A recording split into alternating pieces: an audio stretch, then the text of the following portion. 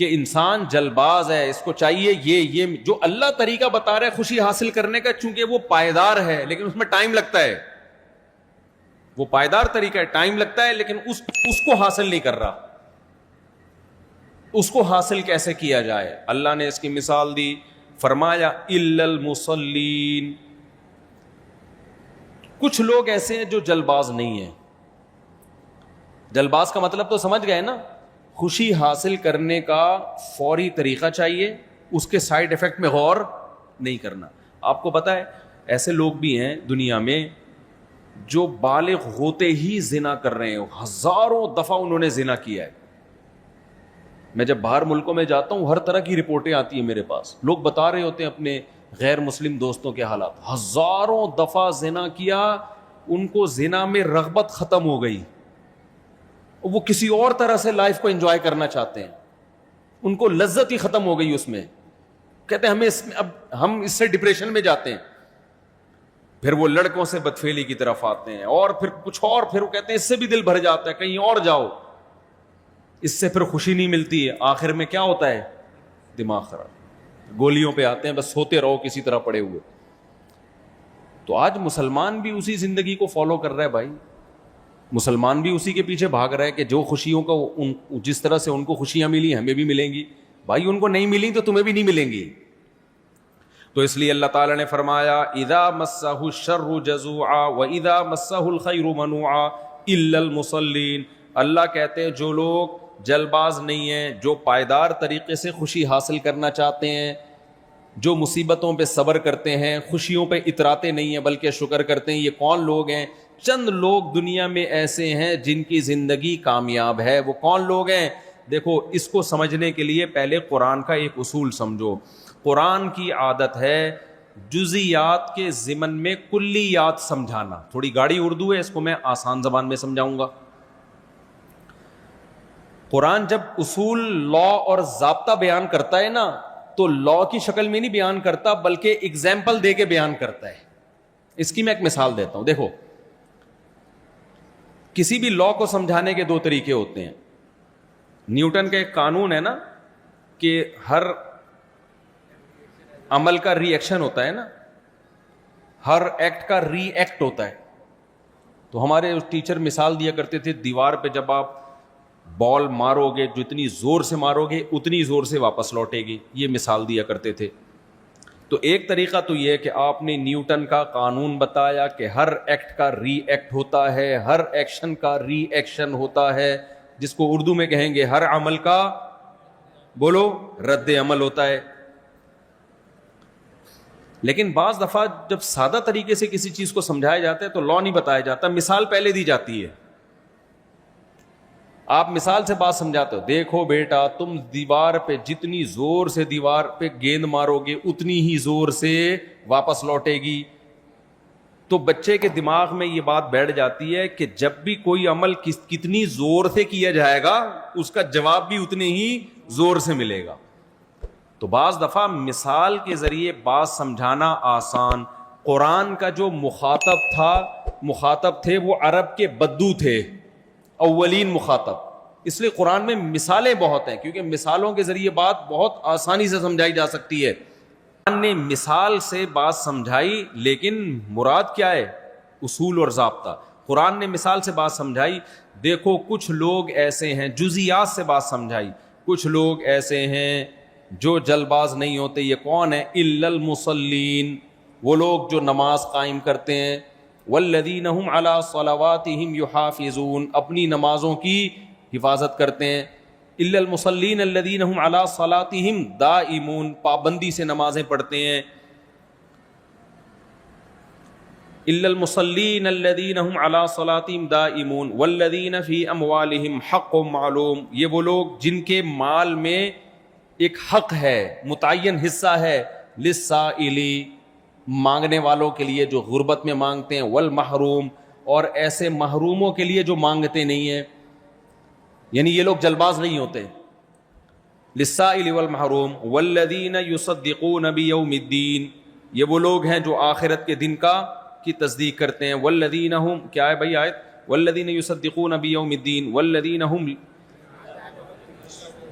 والذین هم من عذاب ربهم مشفقون، اپنے رب کے عذاب سے ڈرتے ہیں. والذین هم لفروجهم حافظون، اپنی شرمگاہوں کی حفاظت کرتے ہیں. الا علی ازواجہم، سوائے زوجہ کے.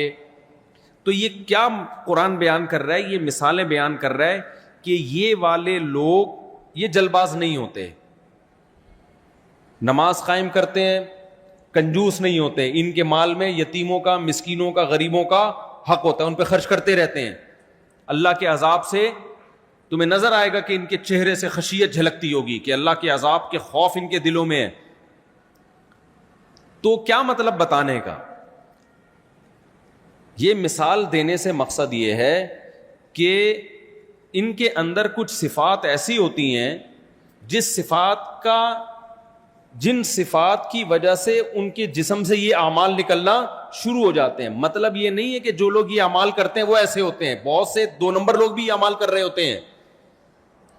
سمجھ رہے ہو کہ نہیں سمجھ رہے؟ بہت سے نمازی ہوتے ہیں. ابھی ہم بیٹھے ہوئے تھے نا، میں کہیں سعودی عرب میں تھا، تو مجھے کسی نے بتایا کہ پاکستان کا جو نشے کا سب سے بڑا اسمگلر ہے. میں نے کہا اس کا نام کیا؟ وہ بڑے نالجیبل آدمی تھے. میں نے کہا پاکستان میں بھی نشہ کا یہ جو چرس ہیروئن اسمگل ہوتی ہے؟ انہوں نے کہا ہاں. نام کیا ہے؟ میں اب بندے کا اصل نام تو نہیں بتاؤں گا آپ کو، لیکن حاجی لگا ہوا اس کے نام کے ساتھ. فار ایگزامپل حاجی غفار. اب ہیروئن سب سے زیادہ ایکسپورٹ کر رہا ہے وہ بندہ، نام کیا ہے؟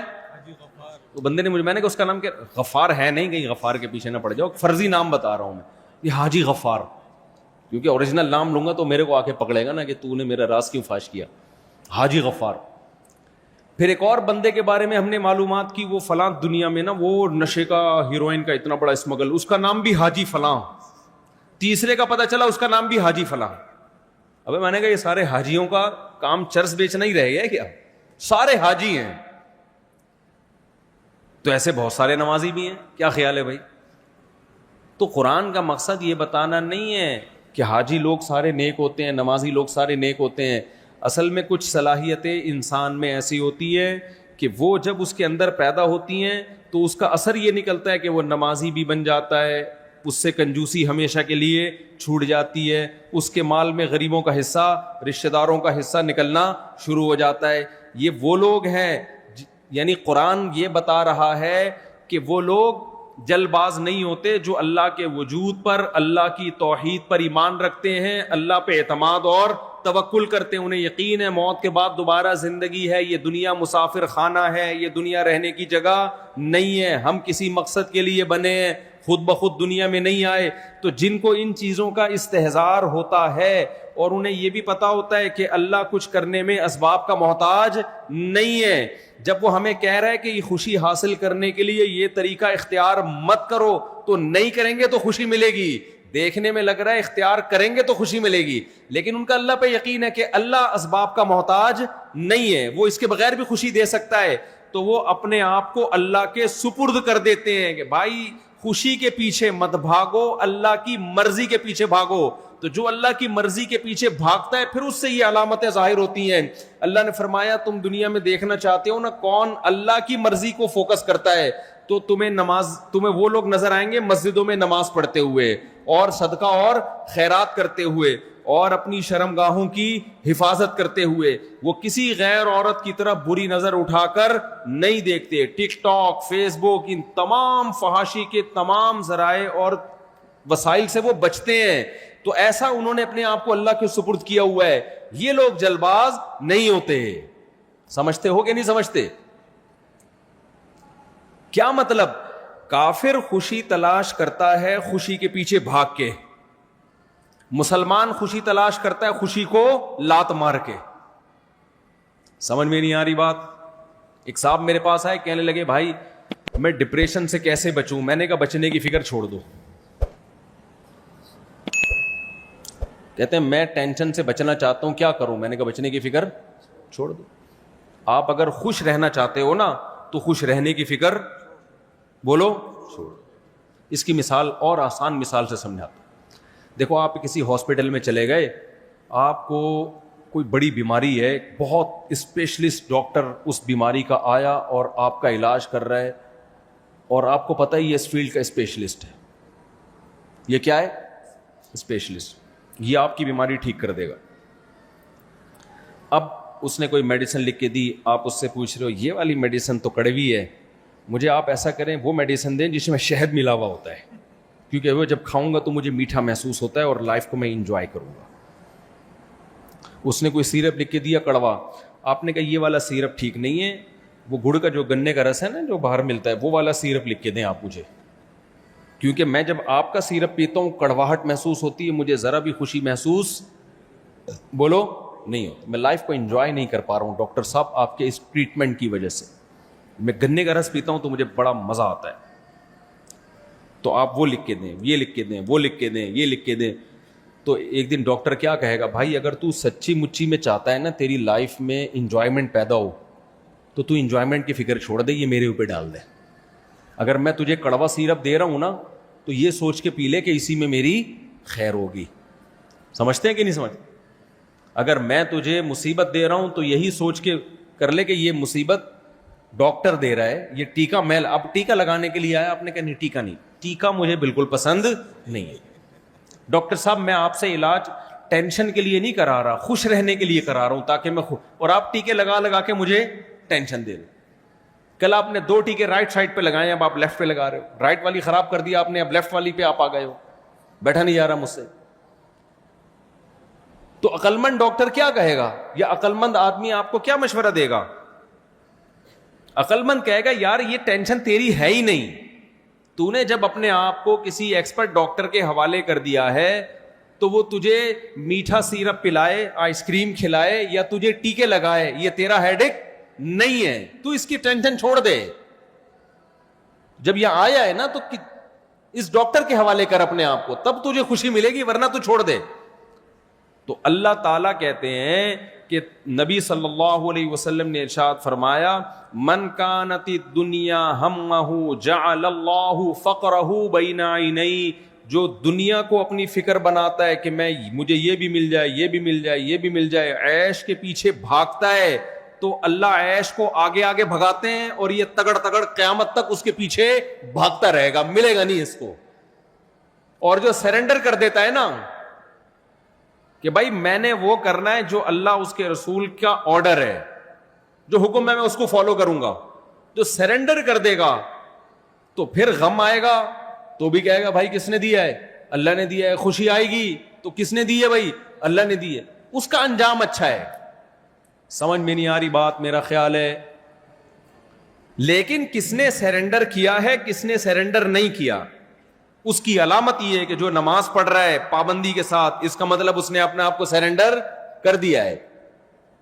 جو زکاتیں دے رہا ہے, صدقہ خیرات کر رہا ہے, مال پہ سانپ بن کے نہیں بیٹھ گیا, صدقہ خیرات خوب کثرت سے کرتا رہتا ہے, اس کا مطلب اس نے اپنے آپ کو سرنڈر کر دیا. یہ اللہ ہمیشہ مال اور زکات کا دونوں کا تذکرہ ایک ساتھ اس لیے کرتے ہیں کہ جب انسان اپنے آپ کو کسی کے حوالے کرتا ہے نا, تو حوالے کرنے کے 2 طریقے ہوتے ہیں. بعض دفعہ انسان اپنی جان حوالے کرتا ہے, مال میں وہ دل لٹکا کے بیٹھا ہوتا ہے, پیسہ نہیں دوں گا. یہ تلاوت آواز کہاں سے آ رہی ہے بچوں؟ تو جان حوالے کر دیتا ہے, مال حوالے نہیں کرتا وہ. یہ اس کا مطلب اس نے سرنڈر. دیکھو آپ گئے, تلاشی ہو رہی ہے نا, سیکیورٹی گارڈ آئے, تلاشی دو, آپ نے بٹوا اٹھا کے اس کو پکڑا دیا, اب لے لے وہی تو تلاشی. وہ کہے گا یہ بھی تو دکھا, کیا ہے, نہیں یہ نہیں دکھا رہا میں, آپ اس کو سرنڈر کرنا کہتے ہیں. بعض دفعہ انسان کیا کہتا ہے, بٹوا لے لو, میں اپنی تلاشی نہیں لینے دوں گا تمہیں. مال حوالے کر رہا ہے, جان حوالے نہیں کر رہا. تو اللہ نے جان, انسان 2 ہی چیزوں کا مجموعہ ہے, جان اور مال. اسی کو دنیا کہا جاتا ہے, اپنی جان بچانا, اپنا مال بچانا, اسی کو دنیا کہا جاتا ہے.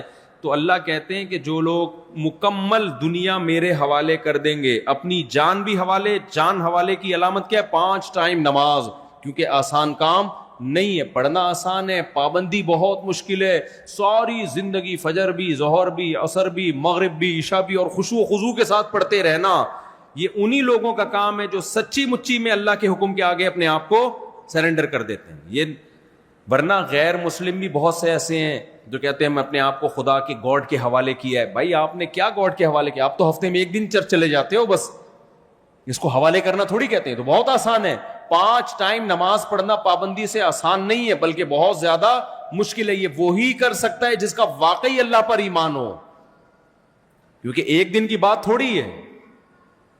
ہر تھوڑی دیر میں نماز کا ٹائم شروع ہو جاتا ہے. آپ کو اپنا کاروبار چھوڑنا ہے، اپنی تمام ایکٹیویٹیز کو آگے پیچھے کرنا ہے. سفر میں، حضر میں، ہم جب جہازوں کا سفر کرتے ہیں، کوئی بھی نمازی، میری اپنی بات نہیں ہے، سب سے بڑی فکر پتہ ہے کیا ہوتی ہے؟ بیچ میں نمازیں کون کون سی آئیں گی.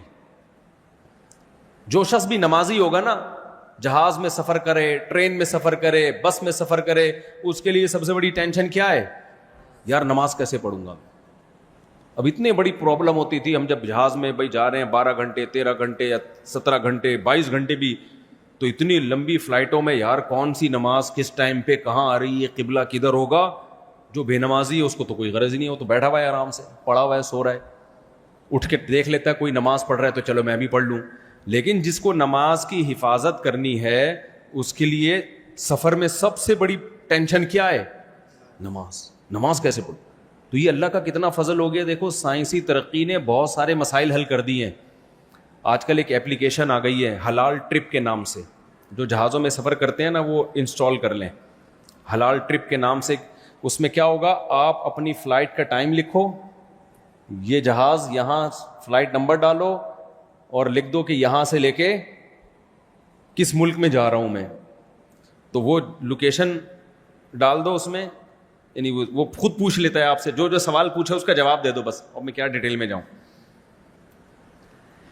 جب آپ وہ حلال ٹرپ ڈاؤن لوڈ کرو گے تو جو پوچھے اس کو بتا دو. آپ بتاؤ گے نا تو وہ نمازوں کا ٹائم بتا دے گا.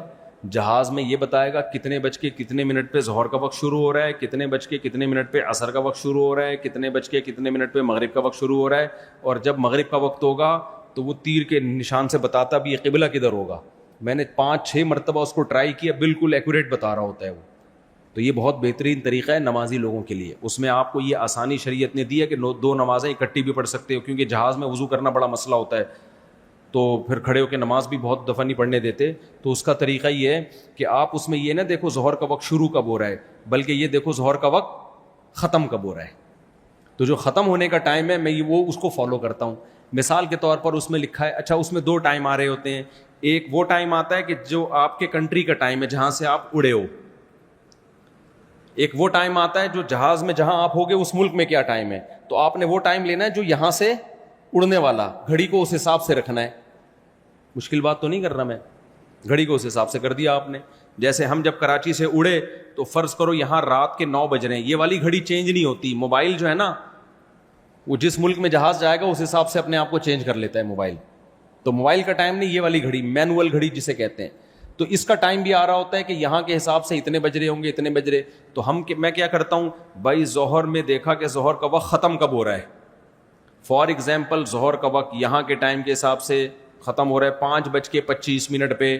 تو ہم کیا کریں گے بھائی، 5:20 پہ اٹھیں گے، جا کے وضو کیا، ٹیشو سے نیچے سب صاف کیا جہاز میں، تاکہ وہ لوگ یہ نہ سمجھے کہ کم بخت نمازی لوگ ہمارا واش روم کا بیڑا غرق کر کے باہر نکلتے ہیں. کیونکہ نمازی یوں چھینٹے مارتا ہے نا، آج کل دیکھا ہے آپ لوگوں نے وضو بھی لوگ کیسے کر رہے ہوتے ہیں، یوں کر کے پھڑک پھڑک چھپڑتے مار رہے ہوتے ہیں، سارا نیچے گند ہو جاتا ہے.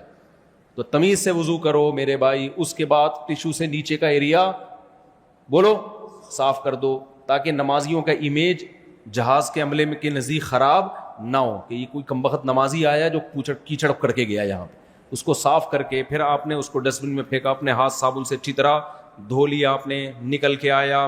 تو 5:20 پہ گئے، 5:30 پہ ظہر قضا ہو رہی ہے، تو 5:25 پہ آپ نے ظہر کی نیت باندھ لی، 2 رکعت پڑھ لی آپ نے. قبلے کا پتہ چل جاتا ہے اس میں. جیسی سلام پھیرا 1-2 منٹ آپ ٹھہرو، عصر کا وقت داخل ہو جائے گا. تو بخاری مسلم کی احادیث سے جو 2 نمازیں سفر میں ہمیں اکٹھا ہونا پتہ چلتا ہے، اس طرح سے 2 نمازیں نبی صلی اللہ علیہ وسلم نے اکٹھی کی ہیں، ظہر بھی مغرب اور عشاء بھی. اس پر میں دلائل الگ سے ریکارڈ کرواؤں گا انشاءاللہ پورے ریفرنسز کے ساتھ. ہماری رائے میں یہ جو کرتے ہیں نا ظہر کے فوراً بعد اثر پڑھ لیتے ہیں یا مغرب کے ساتھ اثر پڑھ لیتے ہیں، اس بارے میں کوئی صحیح حدیث موجود نہیں ہے. جو صحیح ہے وہ صریح نہیں ہے، جو صریح ہے وہ صحیح نہیں ہے.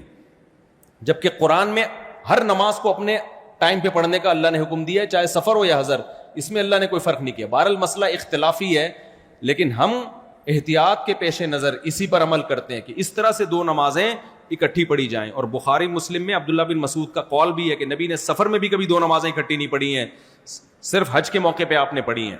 تو سفر میں بھی اکٹھی نہیں پڑھی کا مطلب یہ کہ قضا کر کے نہیں پڑھی ہے آپ نے, ہر نماز اپنے ٹائم پہ ہی پڑھی ہے. تو عبداللہ بن مسعود تو نبی کے سفر حضر کے ساتھ ہی تھے. خیر یہ مسئلہ میں ریفرنسز کے ساتھ پھر ریکارڈ کرواؤں گا کسی وقت, ابھی تو مسائل بتانے کا ٹائم نہیں ہے. ابھی تو صرف یہ بتانے کا ٹائم ہے کہ میرے بھائی جہاز میں بھی ٹرین میں بھی آپ نے نمازوں کو ضائع نہیں کرنا. تو مغرب بھی اسی طرح پڑھ لو, پھر دیکھ لو اس ایپ میں مغرب کا ٹائم کب ختم ہو رہا ہے, جب ختم ہونے والا ہے اس سے پہلے جا کے وضو کیا آپ نے, یا ظہر والا وضو بچا کے رکھ لو. اب اگر آپ کراچی سے امریکہ جا رہے ہو نا تو وضو کسی کا باپ بھی نہیں بچا سکتا. وجہ اس کی یہ کہ ہم سورج کے ساتھ ساتھ ہی چل رہے ہوتے ہیں.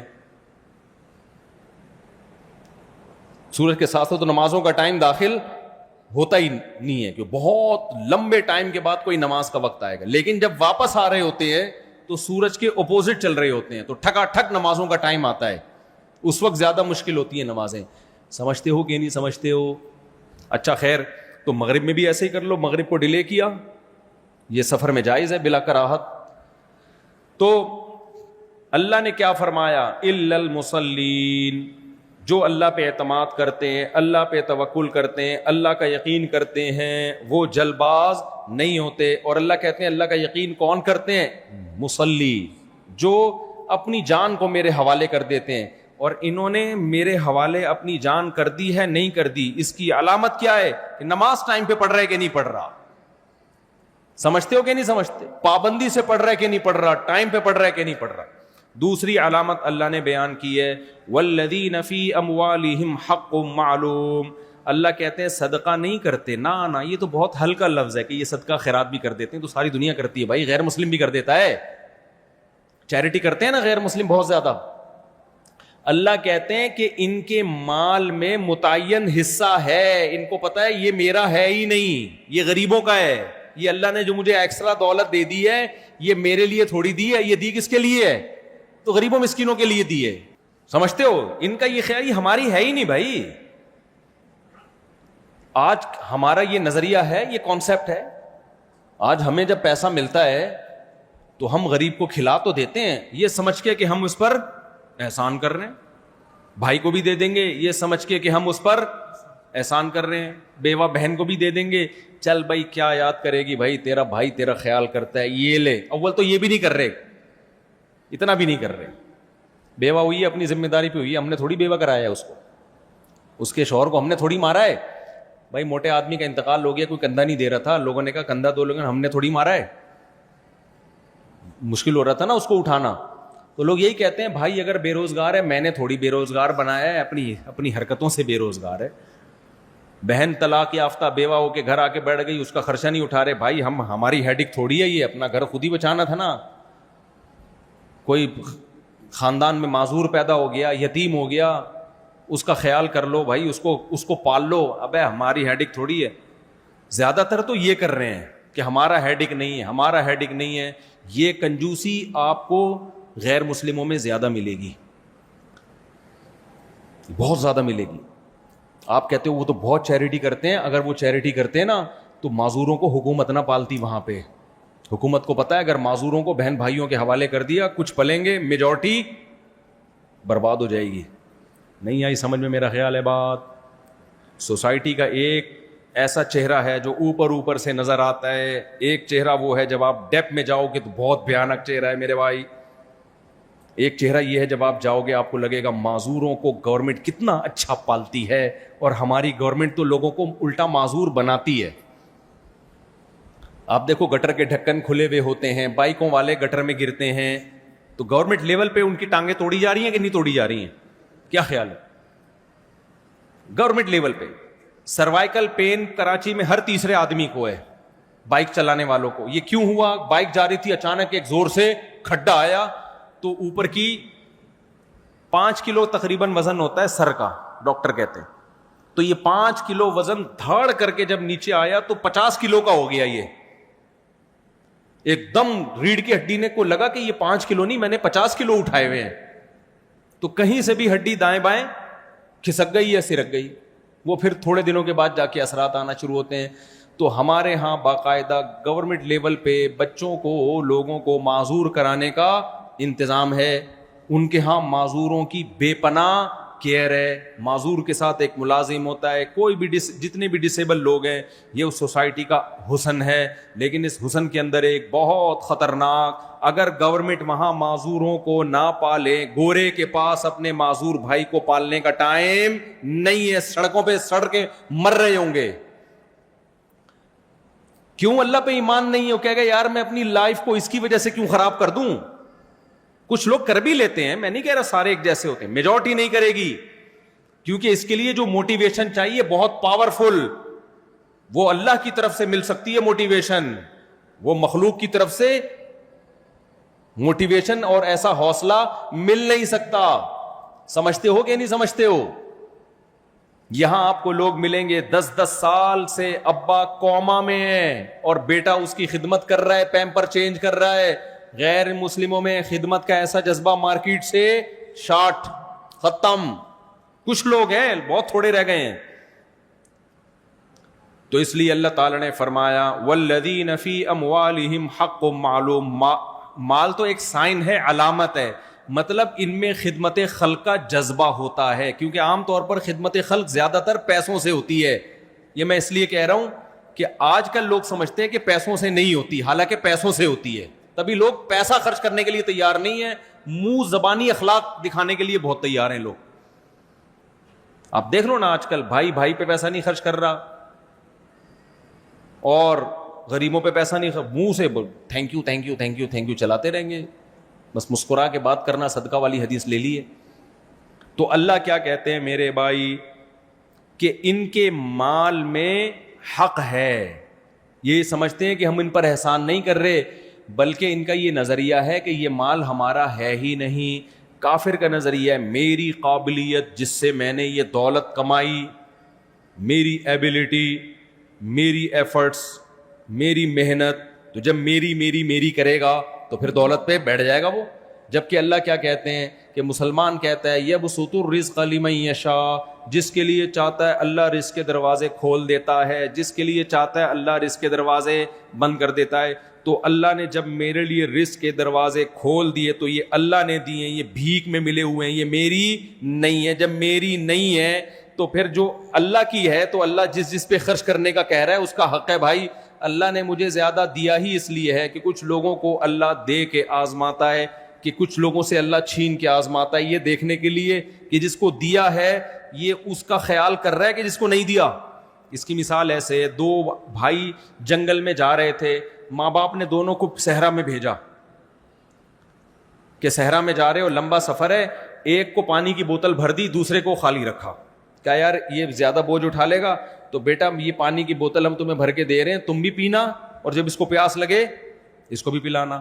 اب آپ نے کیا کیا, آپ سفر میں ہو, آپ بوتل لے کے شاٹ, وہ پانی مانگ رہا ہے, بولے جا تو پانی کدھر سے, پھر اس کو دے رہے ہو ایسے ڈھکن میں نا ٹپکا ٹپکا کے, بولا میرا احسان ہے میں تجھے دے رہا ہوں. اس کو غصہ آئے گا کہ نہیں آئے گا؟ بولے گا تیرا احسان کیا, تو نے تھوڑی کنویں سے پانی نکالا, یہ تو ہمارے ماں باپ نے بوتل بھر کے دے دی ہے. اور دونوں کو پکڑانے کے بجائے ایک حکمت تھی کہ بھائی ایک کو دے تو بوجھ اٹھا لے گا اور دوسرے پہ خرچ کر لے گا. تو مسلمان کا دولت کے بارے میں یہ نظریہ ہوتا ہے کہ یہ دینے والا کون ہے, اللہ ہے, تاکہ ہم اللہ کی مخلوق پہ بھی خرچ کریں. اب ہم خرچ کرتے ہوئے احسان جتلانا شروع کر دیں یا یہ سمجھنا شروع کر دیں کہ ہم بہت بڑے فنٹر بن گئے ہیں, تو کافر پہ یہ چیز سوٹ کرتی ہے, مسلمان پہ یہ سوچ سوٹ بولو نہیں کرتی. اس لیے اللہ نے فرمایا فی اموالہم حق معلوم, ان کے مال میں حق ہے, حصہ ہے. ان کو پتا ہے بھائی یہ میرا ہے ہی نہیں, یہ میرا پیسہ ہی نہیں ہے, یہ تو اللہ نے دیا ان کے لیے, تو جن کی امانت ہے ان کے سپرد کر رہا ہوں میں. للسائل والمحروم والذین یصدقون بیوم الدین. اچھا, تیسری اللہ نے علامت بیان کی. کچھ لوگ ایسے ہوتے ہیں جو انسانیت کی خدمت کرتے ہیں, بڑے فنٹر بنتے ہیں, لیکن وہ اللہ کو نہیں مانتے, آخرت کو نہیں مانتے. تو اللہ کو ایسی خدمت بھی پسند نہیں ہے, کیونکہ جب وہ اللہ کو اور آخرت کو نہیں مانتے تو اپنی دین سمجھتے ہیں, تو ان کے دل میں خام خواہ آئے گا کہ ہم احسان کر رہے ہیں. تو اس لیے اللہ نے فرمایا یہ روز جزا کی تصدیق کرتے ہیں, ان کو پتا ہے کہ اس کا ہم سے قیامت کے دن حساب ہوگا. والذین هم من عذاب ربهم مشفقون، اللہ کے عذاب سے ڈرتے ہیں. ڈرنے کا کیا مطلب ہے؟ ان کو پتہ ہے نہیں دیں گے تو اللہ ہم سے پوچھے گا قیامت کے دن، نماز چھوڑیں گے یا ہم غریبوں کا خیال نہیں رکھیں گے تو ہمیں اس کا حساب دینا پڑے گا قیامت کے دن. تو ہم تو اپنے آپ کو عذاب سے بچانے کے لیے یہ کام کر رہے ہیں، جبکہ کافر کے ذہن میں یہ کانسیپٹ نہیں ہوتا. تو والذین هم لفروجہم حافظون، بہت سے لوگ دنیا میں آپ کو نیک نظر آئیں گے لیکن اخلاقی برائیاں بھی ہیں ان کے اندر. تو اللہ کہتے ہیں یہ نیکی والے کام کرتے ہیں لیکن اخلاقی برائیوں سے بچتے ہیں. اب جیسے وہ حاجی غفار صاحب کی میں نے مثال دی، حاجی بھی ہیں، پاجی بھی ہیں، نمازیں بھی ہیں، ہو سکتا ہے 4 مہینے بھی لگے ہوئے ہوں، کام کیا کر رہے ہیں؟ چرس، ہیروئن بیچ رہے ہیں میرے بھائی. وہ کہتے ہیں بھائی بزنس اپنی جگہ اور نماز اپنی جگہ. اس لیے اللہ نے ایک مثال دے دی، اخلاقی برائیوں سے بچتے ہیں. اخلاقی برائیوں میں وہ برائی کی قرآن نے مثال دی ہے جس میں لذت سب سے زیادہ اور اس سے بچنا سب سے زیادہ مشکل. یہ بھی ایک ایگزامپل ہے اصول بیان کرنے کے لیے کہ جو اس اخلاقی برائی سے بچ گیا وہ باقی تو چھوٹی موٹی برائیوں سے کیوں نہیں بچے گا. وہ تو ان اخلاقی برائیوں میں سب سے بڑی برائی ہے زنا، فحاشی، بد نظری، کیونکہ اس کی طرف انسان کی طبیعت سب سے زیادہ مائل ہوتی ہے. ڈاکٹر ذاکر نائک کا بیان آیا نا، وہ میں نے کہا جب 20 منٹ کوئی اینکر رہے گی تو پھر بندے کو خیال تو آئے گا. وہ بھی ڈاکٹر صاحب کے اسٹریٹ فارورڈ ہیں، انہوں نے بالکل ہی پارسل کر دیا. ڈاکٹر صاحب کا بھائی دیکھا ہوگا آپ لوگوں نے، کسی اینکر نے پوچھا کہ وہ یوں، تو انہوں نے کہا 20 منٹ تک جب کوئی جا کے دیکھ لینا، میں کیوں اس کو ایکسپلین کروں. تو اپنی خواہشات کو کنٹرول کرنا ایک نوجوان کے لیے، حرام خواہشات، یہ سب سے مشکل کام. تبھی ہم نے نمازی بھی دیکھے، حاجی بھی دیکھے، لیکن یہاں کے سب پنچر ہو جاتے ہیں. یار مفتی صاحب بد نظری نہیں چھوٹتی، بد نظری نہیں چھوٹتی، یہ بڑا مشکل ہے. کوئی لڑکی جا رہی ہو حسینہ اور آپ پہلے سے نظر جھکا لو، نہیں یار ٹھرکی وہاں تک جائے گا، گھر پہنچا کے آئے گا، اس جائے گا اس کے پیچھے پیچھے. یہ غیر اخلاقی حرکت ہے میرے بھائی. تو اس لیے اللہ نے فرمایا کہ یہ عمدہ اوصاف سے مزین بھی ہوتے ہیں، نماز اور صدقہ خیرات، اور اخلاقی برائیوں سے خالی بھی ہوتے ہیں. کہتے ہیں نا تحلی بالفضائل اور تخلی عن الرذائل. رذائل یعنی بری چیزوں سے اپنے آپ کو خالی کر دینا اور اچھی چیزوں سے اپنے آپ کو آراستہ کر دینا. پھر انسان کا بچہ بنتا ہے. آپ کی بوتل میں خوشبو پڑی ہوئی ہے، ڈھکن کھولو گے ایک دم خوشبو پھوٹے گی. آپ کی بوتل میں بدبو پڑی ہوئی ہے، ڈھکن کھولو گے ایک دم گٹر کی بو آئے گی. اب جس بوتل میں گندگی پڑی ہوئی ہے، اگر آپ اس کو خوشبودار بنانا چاہتے ہو تو کیا یہ طریقہ سوٹیبل ہے کہ آدھی بوتل گرا کے اس گٹر میں آدھی خوشبو ڈال دو؟ کیچڑ بن جائے گا کہ نہیں بنے گا؟ پتہ نہیں چلے گا یہ گندا ہے اچھا ہے کیا ہے. ہو سکتا ہے کوئی نئی چیز آ جائے مارکیٹ میں. تو اس بوتل کو خوشبودار بنانے کے لیے ضروری ہے کہ پہلے اس کو گندگی سے پاک کرو، اس کو اچھی طرح ڈیٹول سے دھو، بھائی سارا گند نکالو. اب ہم نے اس میں کیا بھرنی ہے؟ خوشبو.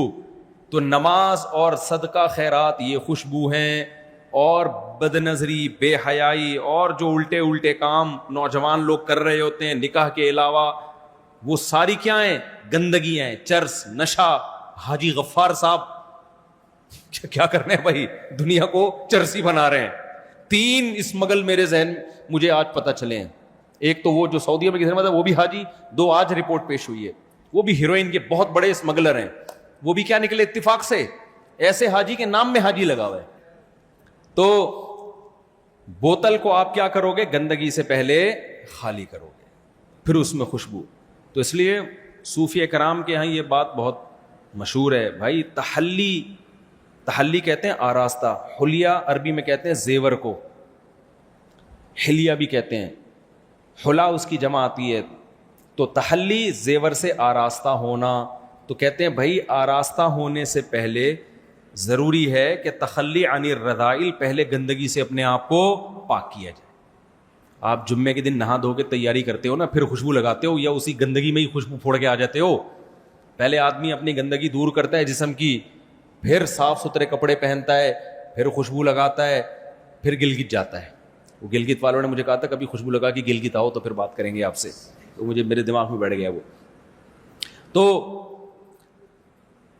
تو اللہ نے کیا فرمایا کہ یہ ان کے اندر یہ خوبصورت اوصاف بھی ہوتے ہیں اور یہ اخلاقی برائیوں سے پاک بھی ہوتے ہیں. کافر میں نہ وہ خوبصورت اوصاف ہیں کہ وہ نماز پڑھتا ہے, نہ اس میں یہ خوبصورت اوصاف ہیں کہ وہ اللہ کو خوش کرنے کے لیے اللہ کے مخلوق کا خیال کرتا ہے اور پھر اس کی نسبت کس کی طرف کرتا ہے, اللہ کی طرف, اور نہ اس میں یہ اخلاقی برائیوں سے وہ پاک ہوتا ہے. وہ نشہ بھی کرتا ہے, شراب بھی پیتا ہے اور وہ زنا بھی کرتا ہے. تو کہاں سے اچھا ہو گیا میرے بھائی؟ نہ باطنی برائیوں سے پاک اور نہ ظاہری اچھائیوں سے مزین, تو پھر اچھا کہاں سے ہو گیا وہ؟ اس لیے میں اور آپ تو کافر کو اچھا مانتے ہیں, اللہ اچھا ماننے کے لیے اسے تیار نہیں ہے. سمجھتے ہو کہ نہیں سمجھتے؟ اللہ کہتے ہیں اچھے یہ لوگ ہوتے ہیں. تو والذین فی اموالہم الا علی ازواجہم او ما ملکت ایمانہم فانہم غیر ملومین. اللہ نے فرمایا اپنی شرم گاہوں کی حفاظت کرتے ہیں سوائے اپنی ازواج کے. کیا مطلب؟ اسلام چونکہ دین فطرت ہے. اب بعض لوگوں نے کیا کیا, اس میں اتنا غلو کیا نا, عورت سے دور رہنا, اپنی نظر کی حفاظت کرنا, کہ انہوں نے جو نیچر تھی نا اس سے بغاوت کی. جیسے آپ کو ہندوؤں میں ایسے پنڈت نظر آئیں گے, ساری زندگی عورت سے اپنے آپ کو دور رکھا انہوں نے. پادریوں میں ایسے لوگ نظر آئیں گے, ساری زندگی عورت سے اپنے آپ کو دور رکھا اور اس کو کیا سمجھا؟ کمال. تو اسلام چونکہ دین فطرت ہے, اسلام کہتا ہے بھائی اگر عورت سے دور رکھنے کے لیے میں نے مرد کو بنایا ہوتا تو مرد کو مرد پیدا نہ کرتا, عورت کو عورت پیدا نہ کرتا. تو اس لیے یہ نہیں ہے کہ دور رہنا ہے. اللہ نے فرمایا کہ ایک غیر اخلاقی طریقہ ہے جو گندے پلید لوگوں کا ہے زنا کے ذریعے, اور ایک اخلاقی طریقہ ہے جو پیغمبروں کا ہے جس کے لیے مرد اور عورت بنے ہیں. وہ کیا ہے بھائی؟ نکاح کر کے ان دونوں کا کیا ہو, جوڑو, تاکہ نسل بڑھے اور برائیوں سے معاشرہ پاک ہو جائے. تو بد نظری سے بچنے کا, برائیوں سے بچنے کا سب سے بہترین طریقہ کیا ہے؟ نکاح کرنا. ہم تو نکاح چیختے رہتے ہیں, پاگل تھوڑی ہیں. آپ کی شادی سے مجھے کیا ملے گا میرے بھائی؟ آپ شادی کرو گے تو مجھے کوئی فائدہ ہوگا؟ میں تو ولیموں میں بھی نہیں اب جاتا, جو تھوڑا بہت پہلے فائدہ ہوتا تھا وہ بھی ختم. جس کی شادی ہوتی تھی ولیمے میں بلاتا تھا مجھے وہ, تب تو وہ بھی نہیں میں جا رہا. وجہ اس کی ہے میرے بھائی کہ مرد کی عورت کی طرف رغبت یہ نیچرل ہے, یہ فطری ہے. تبھی جب لڑکے کہتے ہیں نا ٹک ٹاک پہ ہمیں فوش ویڈیو نہیں چھوٹ رہی اور یہ سب ہم سے نہیں چھوٹ رہا, بھائی اس لیے نہیں چھوٹ رہا کہ تمہارے اندر ایک جذبات ہیں, جب وہ جذبات حلال طریقے سے پورے نہیں ہوں گے تو حرام سے بچنا بہت زیادہ مشکل. دیکھو غیر اخلاقی حرکت ہے چوری کر کے روٹی کھانا, یہ اخلاقی ہے غیر اخلاقی؟ اب آپ نے غیر اخلاقی حرکت سے بچنے کا طریقہ یہ اختیار کیا روٹی ہی نہیں کھانی ہے. تو بھائی میدا آپ کی تقریروں سے متاثر نہیں. آپ نے کسی بزرگ کو بتایا کہ حضرت مجھے چوری کر کے روٹی کھانے کی عادت ہے.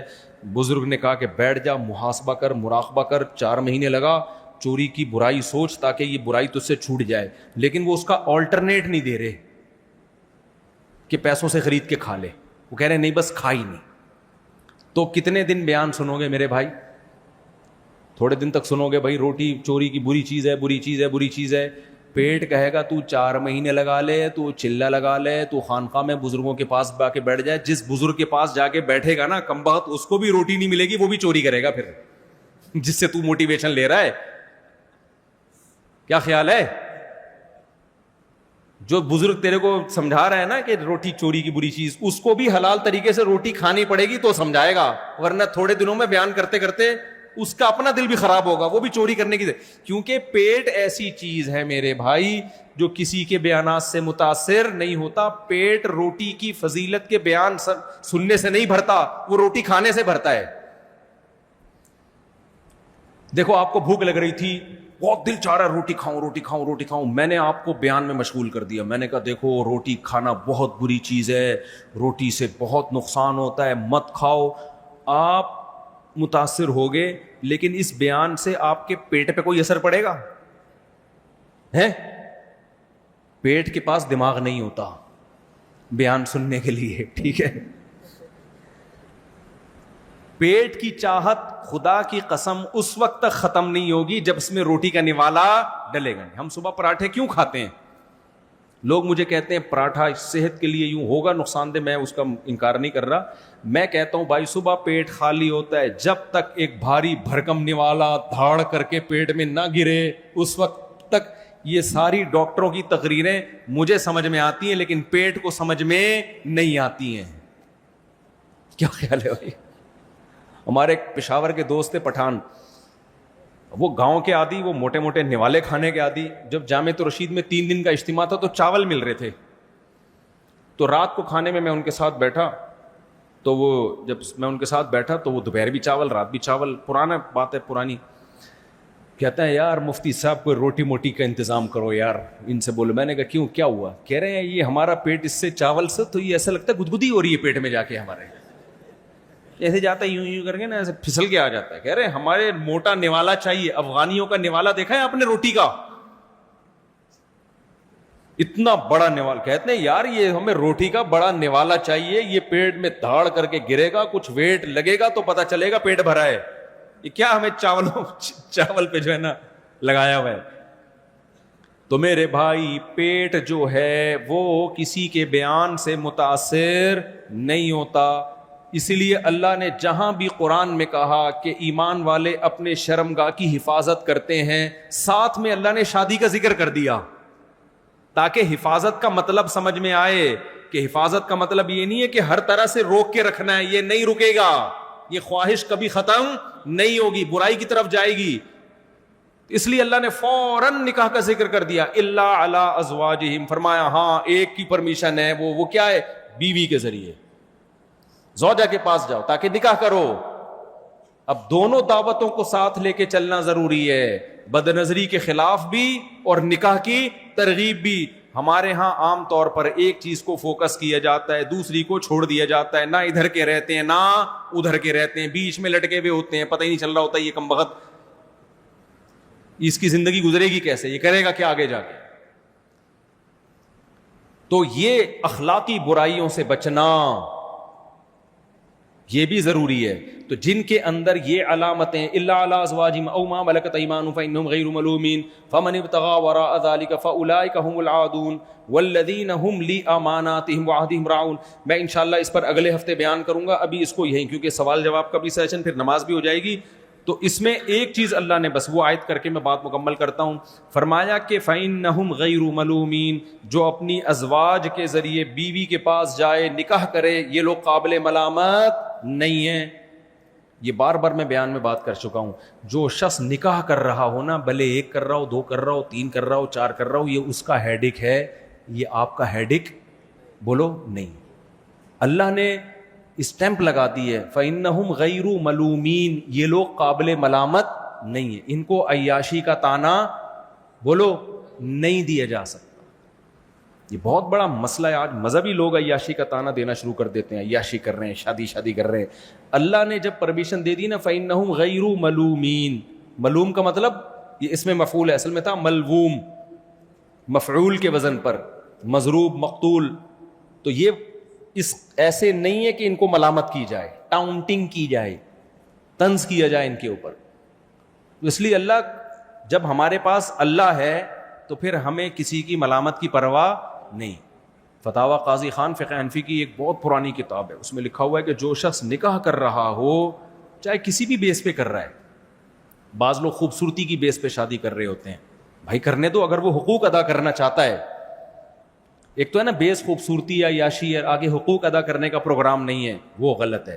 حقوق ادا کرنے کا پورا ارادہ ہے، بے شک عیاشی کے لیے کر رہا ہو، لیکن اگر حقوق پورے ادا کر رہا ہے تو بھائی کوئی بات نہیں، عیاشی کے لیے کرنے دو اس کو. آپ فنٹر بن کے اس کو ملامت کرنے کی کوشش نہ کرو. ابے اس کی تو نیت ہی ہے، ابے اس کی تو بھائی جو مرضی نیت ہے. ایک آدمی روٹی خرید کے کھا رہا ہے، گرم گرم کراری روٹی، اور ایک باسی روٹی رات کی بچی ہوئی جو نوالا حلق میں نہیں اتر رہا، تو وہ بھی کھا سکتا ہے. لیکن وہ کہہ رہے میرے پاس پیسہ ہے، میں ایسی تازہ کراری روٹی کھاؤں گا. لوگ کہتے ہیں کیا نیت ہے؟ کہہ رہے عیش کی نیت سے. تو بھائی اگر حلال پیسوں سے کھا رہا ہے، چوری کر کے نہیں کھا رہا، تو کھانے دو. کیا خیال ہے؟ تو لوگ کر رہے ہوتے ہیں نکاح کسی کی خوبصورتی سے متاثر ہو کر. لوگ کہتے ہیں بھائی یہ تو ایسا ہی ہے، تو عیاشی. بھائی اگر اپنے خرچے پہ کر رہا ہے، حلال طریقے سے کر رہا ہے, لڑکی بھگا نہیں رہا باپ سے بغاوت کر کے, کوئی دھوکہ نہیں دے رہا, تو کرنے دو. گورنمنٹ کی طرف سے کوئی پابندی نہیں ہے, نہ اللہ کی گورنمنٹ کی طرف. تو اس میں ملامت نہیں بنتی ہے, سمجھتے ہو گے نہیں؟ اگر آپ ملامت کرو گے اس کا مطلب آپ اللہ سے آگے نکلنے کی کوشش کر رہے ہو.